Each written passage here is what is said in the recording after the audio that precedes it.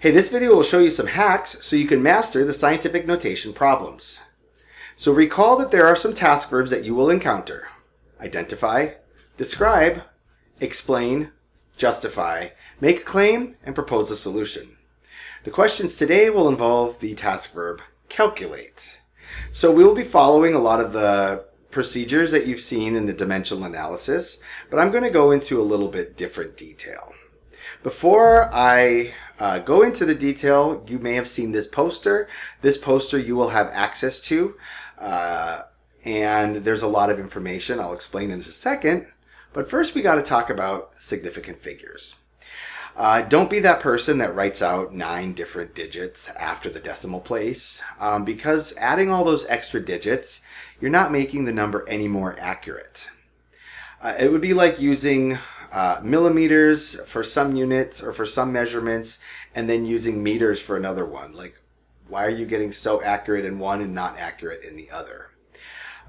So when you do significant figure problems or trying to calculate significant figures, you're basically counting the non-zeros. And then when you have these zeros, some of them are placeholders and some of them are not. If you don't know how to determine the placeholders, follow these simple steps. So I like to say Atlantic and Pacific. So remember, Atlantic is on the right side, Pacific is on the left side. If the decimal is present, you're going to count from the Pacific side, the left side, and you're going to count the first non-zero number and then continue. So we have 1, 2, 3. And then if the decimal place is absent, you're going to count from the Atlantic side, the right side, and count the first non-zero digit. 1, 2, and 3. So each of these has 3 significant figures. Now, significant figures, again, are not that important in this test, but it will save you a lot of steps, and it will also prevent the scorer from maybe having biases against you. Not that that really happens, but we're all human. So pay attention to this table. You don't have to have the whole thing memorized, but you really do have to know these digits right in here. And we'll be practicing a lot. Some of them will become more common, and some of them you've heard of before. But pay attention to this one. So the number 1 is equal to 10 to the 0. That is how to write it in scientific notation. If you're literally writing 1, it's 1 times 10 to the 0. And this would be like a meter, a second, a gram, a liter. Okay, now when we add all these prefixes in front of it, like a kilogram, a milliliter, that's where we're going to have to be multiplying. So there's also some other numbers, and as you go up or down, it's all by a factor of 10.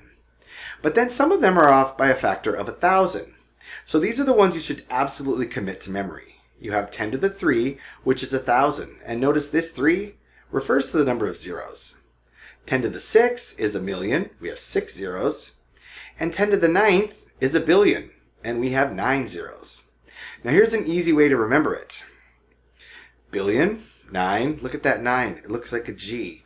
Oh, giga. Okay. And million starts with M for mega. All right. And 1,000 is kilo. Now how would I convert this number, 525,600, how would I convert that into scientific notation? So when we start, the decimal is right here.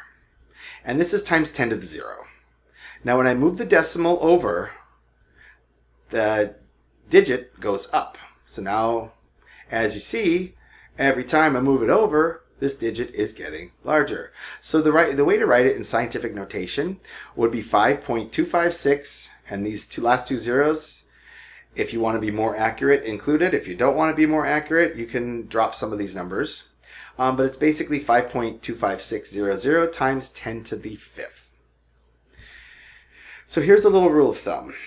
If I have the number 20, that's 2.0 times 10 to the 1. There's another way of writing it. I could also write 200 times 10 to the minus 1. That doesn't make sense.